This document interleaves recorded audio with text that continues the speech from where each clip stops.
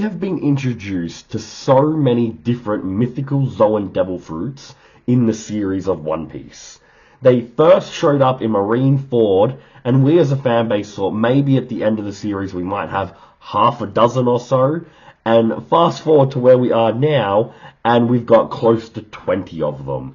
So I thought it's about time that I rank the top 10 mythical devil fruits.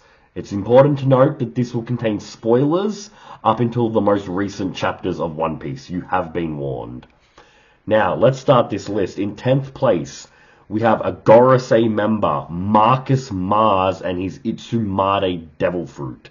And let's sidetrack right here. Let's cut the momentum and let's go over some housekeeping rules here. Because I am including the Gorosei on this list. Not all 5 of them, though. Guess right now, pause the video, in the comments tell me which one have I left out. The reason I'm including these, you might be saying, Jack, they're mythical Zoan devil fruits, they're mythological forms from Japanese mythology and other places. Why would they not be included on this list? On the wiki, it describes them as mythical devil fruit users. Because technically speaking, it hasn't been specified yet that that's what they are. It could be another power that Mu is using to warp the Gorosei into these monstrous forms. Or maybe that's what they were actually born as. Who knows? But for right now, I am going off the logic, and I truly do believe this, that they are mythical devil fruit users. And in 10th place, we have the Itsumade devil fruit. Now, this one is and we're going to see this for a few of these mythical devil fruits moving forward. There's some information which is lacking, and I've had to use my own headcanon, so everyone's list is going to be all over the place here. But I've put it in 10th place. It has the ability to fly. It's strong enough to fly through the labyrinth in Egghead, get bombarded by lasers, and come out relatively unscathed. And it can shoot off Kamehameha energy blasts from its mouth. Now, Itsumades are represented by death and disaster in Japanese mythology, so it's quite possibly it might have some sort of death, life-taking ability. It might be able to screech, and whoever hears it might fall victim to it. Something along those lines, or summon natural disasters. We just don't know yet. I'm going to do individual videos on all of the devil fruits in One Piece at one stage. And when I do something like that, we can explore the potential of not just this devil fruit, but the ones further up on the list at a later date. But for right now, the Itsumade devil fruit is coming in 10th place. In 9th place, we have Jupiter's sandworm mythical devil fruit. Now, lots of you might turn off right there, because lots of people think that he has the weakest devil fruit out of the 5 of them. It's probably the less impressive. They're the giant sandworms from Dune, if you've seen that. It's not all that like, oh my god, look at this magical thing I've never seen before. It lacks a little bit in appearance, I must say, but it makes up for it in power. We see that Jupiter's is able to essentially destroy the entire island of Egghead by sucking in all of the matter matter's a bit extreme, but all of the objects, the plant life, the soil, everything on Egghead, he can suck it in like a giant vortex into his massive gaping maw. Kind of like Blackbeard's Black Void technique, Dark Void, that sucks everything in. It's very similar to that. And we see, I feel like we see Peters doing this on a faster scale. When we see Blackbeard do it, it's a bit of a slow technique. But Drew Peters is sucking everything in like this vacuum of death. He can spit it out as well at a later date, like Blackbeard can with his Yummy Yummy devil fruit. So it does have a lot of parallels there. It can bite through things like the Iron Giant, which is an incredibly impressive feat. And it can burrow through the ground, so it has a lot of invasion capabilities for something that size. But it brings us to the weakness of the devil fruit and why it's not placed higher. The size factor comes back to bite it in its ass when it's taking on the top tier characters in One Piece. The lesser characters, the size works for him, but when you're up against the heavy hitters, that size is going to detract from the power that you're bringing to the board here. Now, I probably should have mentioned it with Marcus Mars. None of the immortality or any other hacks abilities are from the Gorosei are being counted here, just the devil fruits. So we're assuming that the immortality doesn't come along with them, which I think is a safe bet and not going to ruffle too many feathers. But to eliminate those Gorosei powers is one of the reasons why the Gorosei member that wasn't included on the list was Saint J. Garcia. The reason I didn't include him, one was a very strong devil fruit. I think it falls behind his compatriots' devil fruits, just in terms of versatility, and destructive power. Because we have things like Saint J. Garcia being able to immobilize people and pop off their heads and stuff like that. But at this stage, I just don't feel comfortable enough saying that that was his devil fruit and not some weird eldritch power that Saint J. Garcia himself possesses. Because it's important to note that these devil fruits are going off the devil fruits themselves rather than the individual users who are wielding the devil fruits. That's an important fact to think of as we go on.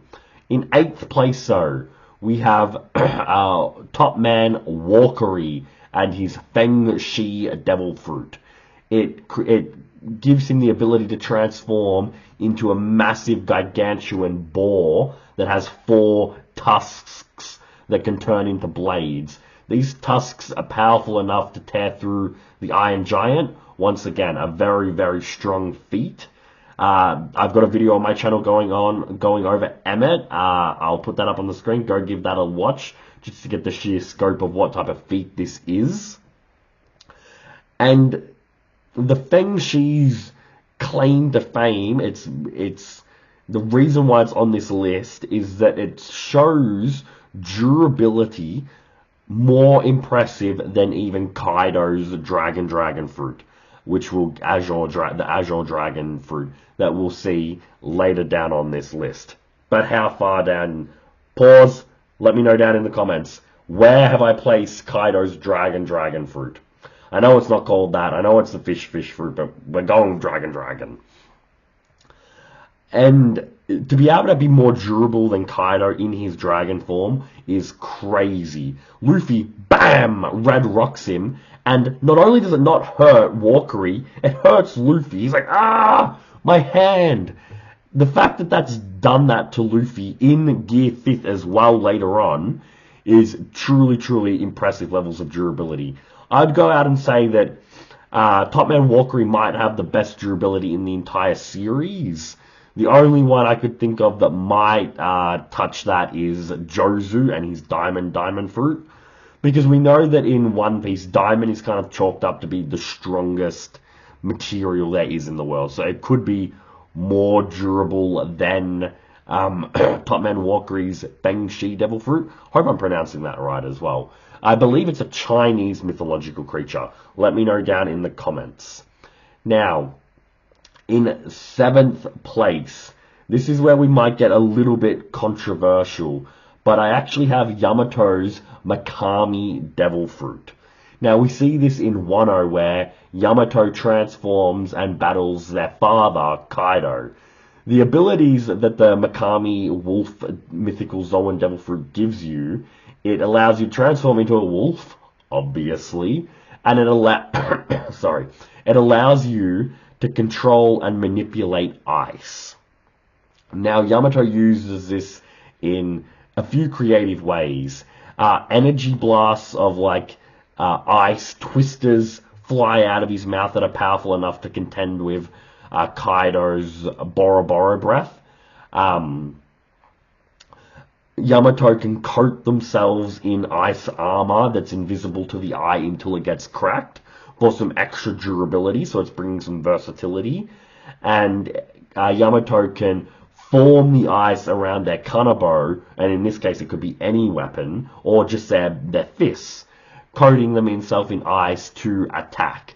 The ice power doesn't just damage, but it also freezes like we often see in One Piece. The elemental power, it's essentially a Logia crossed with a Zoan, and without the intangibility type of thing. It brings a lot of strength and a lot of flexibility to the fight that the Devil Fruits before this just aren't possessing. We all know how powerful the Logia Devil Fruits are. To this date, I still think they're stronger than majority of the mythical Devil Fruits. I'm talking about the top tier Logias. And it's the power to have. Any type of version of manipulating ice is up there. And in terms of and speaking of the power to manipulate ice, in sixth place we have Saint Ethan. I'm completely forgetting his name. He's got a really annoying name. Just call him Ethan Barrow or something along those lines. The Gandhi-looking bald-headed swordsman of the Gorosei. He has the Bokotsu Devil Fruit, which transforms him into a skeleton ice horse. That's right, that's what I said. He looks badass. There is no debating that he's the coolest looking one out of all of the Gorosei, as cliche as that might be is to say. Totally butchered that sentence, but we'll go with it. I will say, sixth and seventh, the Makami fruit and the Bokotsu fruit are the two fruits so far that are the closest together. To be honest with you, they're interchangeable in my mind. The Bokotsu devil fruit can manipulate ice the same as the Makami fruit, but the Bokotsu devil fruit comes with the extra size and power as well as speed, while the Makami fruit, in my opinion, comes with more of a defensive capabilities with the ice armor. We also just don't know the full extent of the Bokotsu fruit, so the unknowns are going in its favor for this, because we can see what it already does in this state, which can contend with the Makami fruit. So the fact that there's probably more on the table, maybe something to do with a death ability, like the Itsumade fruit at the beginning, could be something along those lines. Oh, sorry. That is why I've placed it higher than the Makami fruit. Now, this is where we get into some controversial territory, because in fifth spot, we have Sengoku's Buddha fruit. I know it's not called that, but it transforms him into a golden Buddha that can shoot off shockwaves. Now, we see Sengoku use this devil fruit to injure Luffy and Ace, as Luffy's trying to rescue Ace from being executed. We also see Sengoku use this to take on the entire Blackbeard crew that had just taken Whitebeard's power. So we know that the devil fruit emboldens Sengoku enough to challenge a whole future Emperor's crew at once. Keep in mind, Blackbeard has the level 6 prisoners at this stage, so this feat is even more impressive than Magellan's feat the arc prior. But the Sengoku's devil fruit here, the Hito no Mi, it's the only other devil fruit we see that transforms the user into a god, of course the other being Luffy, who's a little bit higher up on the list. But we just don't know enough about it yet. How durable is he? He coats himself in gold. You would think that just not anyone could injure him. It also should give him a lot of enlightenment, because that's what it kind of is to be a Buddha. So it would up your intelligence stats. And we see that... we see that Sengoku is a pretty good strategist, but it's unquantifiable how much of an increase to your intelligence stats that this devil fruit provides you. It's mainly giant fuck-off shockwaves that are capable of tearing through the earth and taking down crews of future Emperor-class opponents.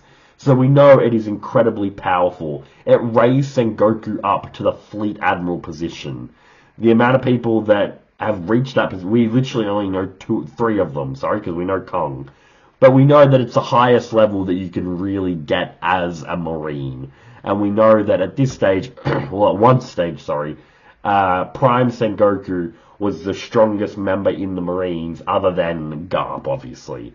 So I could see this fruit being a little bit lower, because we don't see as much destructive power from this as we do with things like the Bokotsu fruit that could take down massive forms of super powerful, amped up pacifista, or things like the sandworm devil fruit that's shown to be capable of being an island level threat.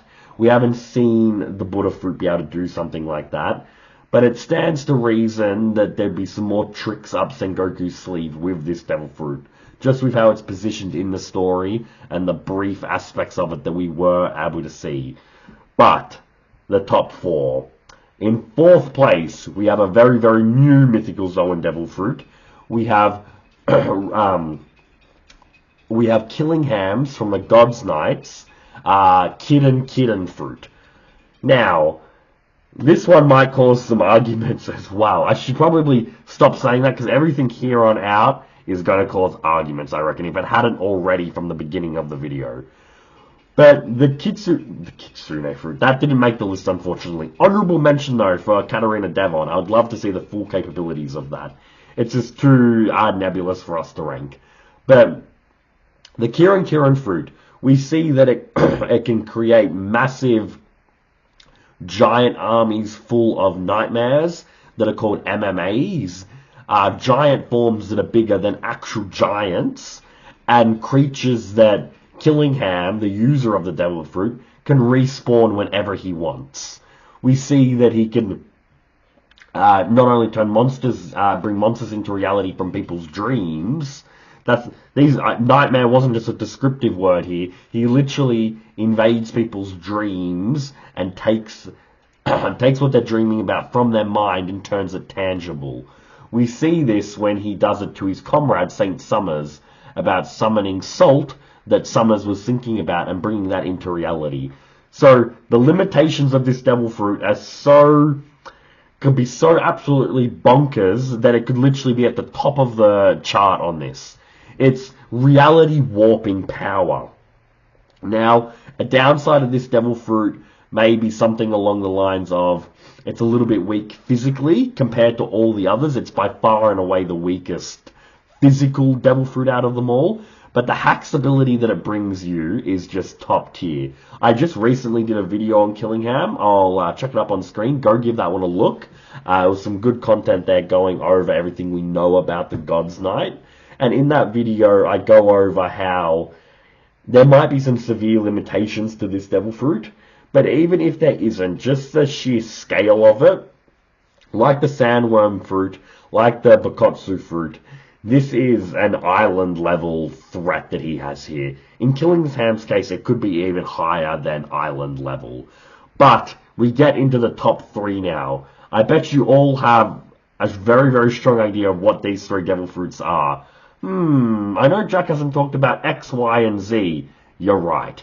But the question is, what order did I put them in? And out of all of the top three, the order that you guys are probably going to be upset with the most is third place. So, without further ado, let's get introduced to who came in third. And that, ladies and gentlemen, is the sun god Nika devil fruit. Yes! Our main character's devil fruit that's made him essentially the chosen one. I know Oda's a lot better writer than to make Luffy just a plain straight old chosen one. He puts in a lot of twists and turns into that concept.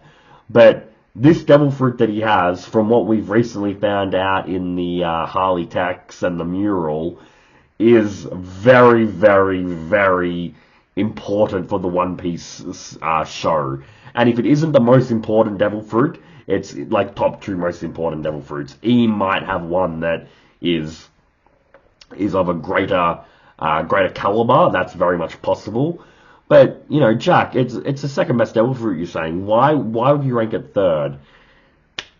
Truthfully, it's because of the weaknesses that we've seen so far and just the unknown of it all. In terms of the benefits it gives the user, it would be number one. Straight up, number one mythical devil fruit, Sun God Nika. The reason it's number three, though, and I want to see what you guys think of this down in the comments, if you agree with me or you disagree. The time limit is a big one. We know that Luffy has a strict time limit that he can stay in this form. Now, yes, that time limit will increase as he gets stronger, but I can never see this being an infinite power that you can just stay in, like all the other devil fruits on this list. And that is a huge weakness, especially when it comes to the true devil fruits above it. The other reason is just the unknown of it all. We don't know the exact of what it can do. We know it can reality warp, just like St. Killingham's power with the Kirin fruit. But we don't know just the sheer extent of it. We know that Luffy can catch lightning bolts, and he can create goggles from his hair, and he can turn trees into a bat to go batter up and knock some poison Gyuki balls away from him. We know that he can do that. We know he can turn the surroundings into rubber. We know that his physical stats get an increased. He can turn himself into a giant. This power has no limits other than the time limit. And for me, that time limit is such a de facto for this devil fruit that the two above it just edge it out, at least for now. But I want it noted that I can change my opinion on that in the future. But in second place, drumroll please, we have Marco and his Phoenix fruit. Yes, I bet you were all wondering the start of this series, where am I going to place the Phoenix fruit? Because in terms of firepower, it is probably the weakest on this list. Sengoku shows more of destructive capability, and through Killingham's MMAs, he has more destructive capability. So it's easily the weakest in terms of that, but it is more efficient to use because you're not using these big attacks. You can use them more often. We see Marco using like Phoenix Talon and Blue Flame and all this. He can use the flames of the Phoenix don't actually burn, but he can use these still in such a deadly way, where he was strong enough in this form to take on King and Queen at the same time. But we all know what the main trait of this devil fruit is. It's in the title. He is immortal, the immortal Phoenix. In this form, he can just take damage after damage after damage. Now, yes, it uses a lot of stamina, and just like Luffy's time limit drawback, that is why his is actually number 2 and not number 1. But in his immortality state, nothing can affect him other than Sea Prism Stone. I reckon Marco's Phoenix fruit can be held up, it can be used more than the Sun God Nika fruit. So Luffy could come up with all these crazy ways to attack Marco, but with the durability and regeneration of the Phoenix fruit, I think that Marco would be able to outlast the Sun God fruit. And once the Sun God fruit reaches that time limit, it's not just peaches and daisies. The user can't just keep fighting. It completely robs you of your strength and turns you into a brittle old man. Or old woman, depending on who ate it, of course. But the Phoenix Devil Fruit being able to withstand that, being able to take on any forms of damage and just get right back up, it is a deadly, deadly, deadly Devil Fruit, and it's no wonder why it's such a fan favorite. But for right now, we're going to get into the number 1 spot. And I don't think I need to do a drum roll for this. There's someone very, very obvious I haven't included on this list. Certain drunk, if you may. And that is the King of Beasts, the Pirate Emperor, former Emperor. Buggy took your spot, mate. We have Kaido and his fish fruit model Azure Dragon. Yes, the fish fruit is the most powerful mythical Zoan devil fruit in my opinion. Now, why do I think it's the most powerful devil fruit out of a lot of them? It's a few different reasons. The firepower, the speed, the evasion through the ability to fly, the elemental manipulations that it gives you, the enhanced durability that it gives you, the massive gargantuan size that it gives you. It is just, there's no stopping it. Let's quickly go over it. You get the ability to fly through the flame clouds. These clouds are also powerful enough to hold up a whole island like Onigashima. Now this is an island level feat just through his flame clouds, because he can pick these islands up, drop them on other islands, drop them upside down into the sea. There's no limit to what he can do with this ability to levitate entire islands. It is crazy, and it's a destructive feat that just goes way past anything we've seen on this list before it. But in terms of lesser attacks that are more useful one-on-one against an opponent, we have the Borrow Breath, a giant flamethrower fire heat beam capable of destroying mountains. We have Tempest Blades, essentially. What does he call it? Demolition Gust, he calls it. Wind Scythe Blades that shoot out of his mouth that are capable of shredding opponents. He has the Dragon Twister that literally creates a calamity of massive tornadoes, hurricanes that just leaves the earth erect asunder. We have the ability to manipulate lightning. Yes, lightning, wind, fire. He can control all of them. He can call lightning down to be summoned around him, around his kanabo, around his body. He can call lightning down to damage opponents. He is literally the personification of a natural disaster in the One Piece world. But we might not have even got onto his greatest feat. The island level feat is just out of this world. But one of his passive abilities, and that's important to say, passive, that makes him so deadly is his durability. Other than Top Man Walkery and Jozu, there's no one in the entire series, not just this list, but the series, that can contend with Kaido in his dragon form with his durability. We have Odin, who was able to cut him, and Zoro, thanks to wielding Odin's sword. But Luffy spent a whole fight not even being able to bruise the dude. This was Gear 4th Luffy. A Luffy that is more powerful than the one that just went and beat Doflamingo and contended with Big Mom, as ever brief as it was. So for Kaido to be able to shake off those attacks, more powerful attacks, because we know Luffy's gotten stronger, is just an insane level of durability. When you have that level of durability, that level of maneuverability through the flight, that level of gargantuan size, or if you want to slim down to your hybrid form, a more compact size, you have the versatility in that, but you also I'm so sorry. I'm sure you've been able to tell we've been at this for a little bit now, probably half an hour. I am still sick at the moment. I'm on the end side of it. So videos coming soon should have this nasally voice cut out of it completely. But elemental blasts, lifting islands, durability, flight. There is just nothing that this devil fruit can't do. It's the power side of it, it's the versatility side of it, it's the defensive side of it that I've made, in my opinion, Kaido's fish fruit model Azure Dragon the strongest mythical Zoan devil fruit in the series. Let me know down in the comments. Did you like this video? Do you agree with it? Most likely not. How would you order it? Easy question I can ask you all in the pinned comment.